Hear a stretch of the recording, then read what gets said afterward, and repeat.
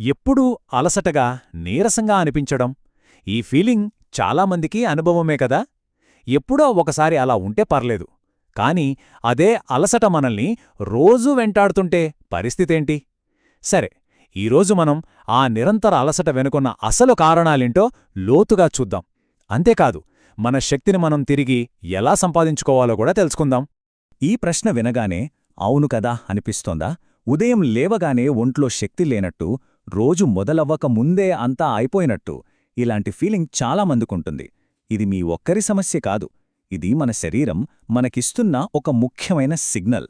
దాన్ని మనం ఖచ్చితంగా అర్థం చేసుకోవాలి. ఓకే, ముందుగా మనం ఒక ముఖ్యమైన తేడాను గమనించాలి. ఇప్పుడు మనం ఎక్కడైనా ప్రయాణం చేశామనుకోండి, లేదా ఒంట్లో నలతగా ఉన్నప్పుడు, లేదంటే ఒకరోజు సరిగ్గా నిద్రపోనప్పుడు వచ్చేది సాధారణ అలసట. అది 1-2 రోజుల్లో తగ్గిపోతుంది. కానీ 6 నెలలకు పైగా ప్రతిరోజు ఎందుకో తెలియని అలసట వేధిస్తుంటే దాన్ని దీర్ఘకాలిక అలసట అంటారు. ఇది అస్సలు సాధారణం కాదు. చాలామంది చేసే పెద్ద పొరపాటేంటో తెలుసా? ఈ అలసటను వయసు మీదకి నెట్టేయడం. నాకు వయసైపోతుంది కదా, అందుకే ఇలా ఉంటదిలే అని సర్ది చెప్పుకుంటారు. కానీ అది అస్సలు నిజం కాదు. ఈ నిరంతర అలసట అనేది మన బాడీ లోపల ఏదో ఒకటి సరిగ్గా లేదని చెప్పడానికి ప్రయత్నిస్తున్న ఒక బలమైన హెచ్చరిక లాంటిది. సరే, ఇప్పుడు ఈ అలసటలో ఉండే 3 ప్రధాన రకాల గురించి చూద్దాం. అందులో మొదటిది ఉదయం పూట అలసట. చాలామందికి రోజును మొదలుపెట్టడమే ఒక పెద్ద యుద్ధంలా ఉంటుంది. చూశారా, ఈ మాట ఆ ఫీలింగ్ను ఎంత కరెక్ట్గా చెప్తుందో? రాత్రంతా పడుకున్నా సరే ఉదయం లేవగానే ఒంట్లో చురుకుదనముండదు, మెదడు మొద్దుబారినట్టు, ఆలోచనలు కూడా సరిగ్గా రానట్టు, దేనిమీద ఫోకస్ పెట్టలేం. ఇదే మనల్ని పొద్దున్నే వేధించి అలసట.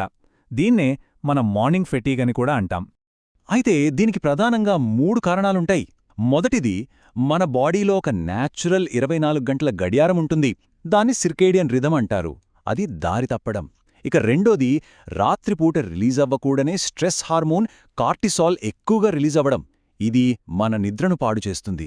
మూడోది, మనకు తెలియకుండానే గాఢనిద్ర లేకపోవడం. దీనివల్ల మన బాడీ, బ్రెయిన్ సరిగ్గా రిపేర్ చేసుకోలేవు. మరి దీనికి సొల్యూషన్స్ ఏంటి? ఫస్ట్, రాత్రి భోజనం తర్వాత బ్లడ్ షుగర్ లెవెల్స్ పడిపోకుండా చూసుకోవాలి. రెండోది, పడుకోవడానికి 1 గంట ముందు నుంచే మనస్సును, శరీరాన్ని ప్రశాంతపరిచే పనులు చేయాలి. అంటే గోరువెచ్చని నీటితో స్నానం చేయడం, ఇంట్లో లైట్లు డిమ్ చేసుకోవడం లాంటివి. మూడోది, వీలైతే స్లీప్ ట్రాకర్స్ వాడి మన గాఢనిద్ర ఎంతసేపుందో గమనించి దాన్ని పెంచుకోవడానికి ప్రయత్నించాలి. ఓకే, ఇప్పుడు రెండో రకమైన అలసట గురించి మాట్లాడుకుందాం. ఇది చాలామందికి అనుభవమే. మధ్యాహ్నం భోజనం చేశాక ఒక్కసారిగా శక్తి అంతా ఆవిరైపోయినట్టనిపిస్తుంది. ఈ ఫీలింగ్ చాలా కామన్ కదా. ముఖ్యంగా మధ్యాహ్నం 1 గంట నుంచి 4 గంటల మధ్యలో కళ్ళు మూతలు పడిపోతుంటాయి. ఏ పనిమీద శ్రద్ధ పెట్టలేం. దీన్నే ఆఫ్టర్నూన్ క్రాష్ అంటారు. దీని వెనుక కారణాలు ఏమై ఉంటాయి? అతిపెద్ద కారణం లంచ్లో ఎక్కువగా పిండి పదార్థాలు, అంటే కార్బోహైడ్రేట్స్ తినడం. దీనివల్ల బ్లడ్ షుగర్ ఒక్కసారిగా పెరిగి అంతే వేగంగా కిందకి పడిపోతుంది. దాన్నే కార్బ్ క్రాష్ అంటాం. ఇక రెండో కారణం, మన బాడీ క్లాక్లో సహజంగానే మధ్యాహ్నం సమయంలో ఒక చిన్న డిప్ వస్తుంది.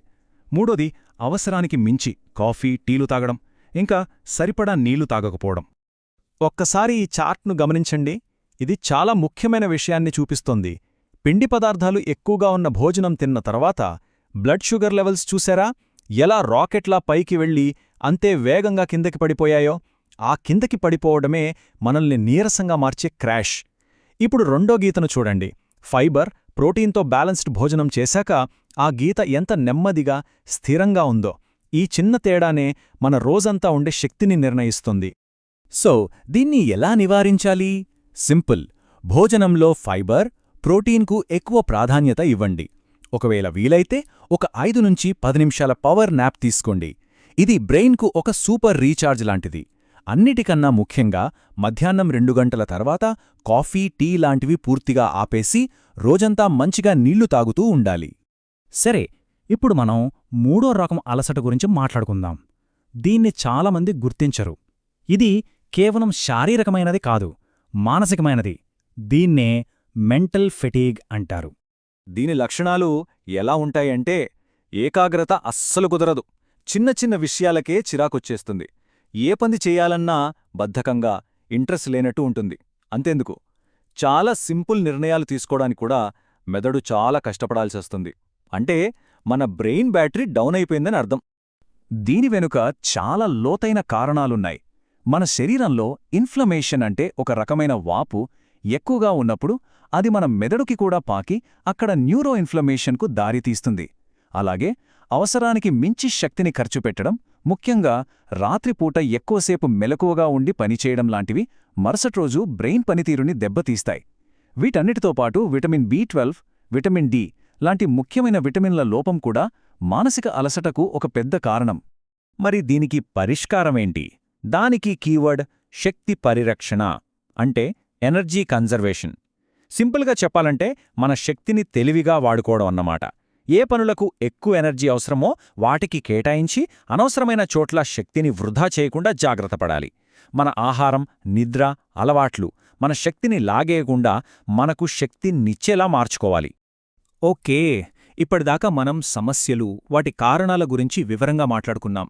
ఇప్పుడు వాటన్నింటికి పరిష్కారాలను ఒకచోట చేర్చి మన శక్తిని మన చేతుల్లోకి ఎలా తీసుకోవాలో చూద్దాం, ఒక యాక్షన్ ప్లాన్ లాగా.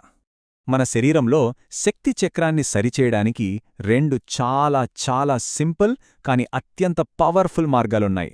మొదటిది, ఉదయం నిద్రలేచిన గంటలోపే కనీసం 10-15 నిమిషాలు సూర్యరశ్మి మన కళ్లపై పడేలా చూసుకోవడం.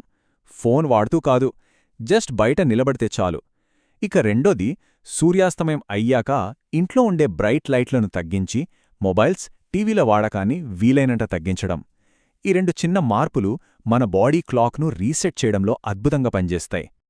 ఒకవేళ జీవనశైలిలో ఇన్ని మార్పులు చేసినా అలసట తగ్గకపోతే అప్పుడు కొన్ని లోతైన కారణాలుండొచ్చు. ఇక్కడ స్లైడ్లో కొన్ని ముఖ్యమైన టెస్టులు నిష్టుంది. వీటి గురించి మీ డాక్టర్తో మాట్లాడొచ్చు. కానీ గుర్తుంచుకోండి, ఇవి కేవలం సూచనలు మాత్రమే. ఎవరికి ఏ టెస్టులు అవసరమో కేవలం ఒక నిపుణుడైన డాక్టర్ మాత్రమే నిర్ణయించాలి. సరైన డయాగ్నోసిస్ సమస్య మూలాన్ని కనుక్కోవటంలో చాలా హెల్ప్ చేస్తుంది. ఇక్కడ ఒక గుడ్ న్యూస్ ఏంటంటే, చాలా సందర్భాల్లో, అంటే దాదాపు 90% కేసులలో ఈ దీర్ఘకాలిక అలసట అనేది మన జీవనశైలికి సంబంధించింది. అంటే మన ఆహారం, నిద్ర, రోజువారీ అలవాట్లలో సరైన మార్పులు చేసుకుంటే చాలు దీన్ని పూర్తిగా నయం చేయొచ్చు. అంటే దీని కంట్రోల్ మన చేతుల్లోనే ఉందన్నమాట.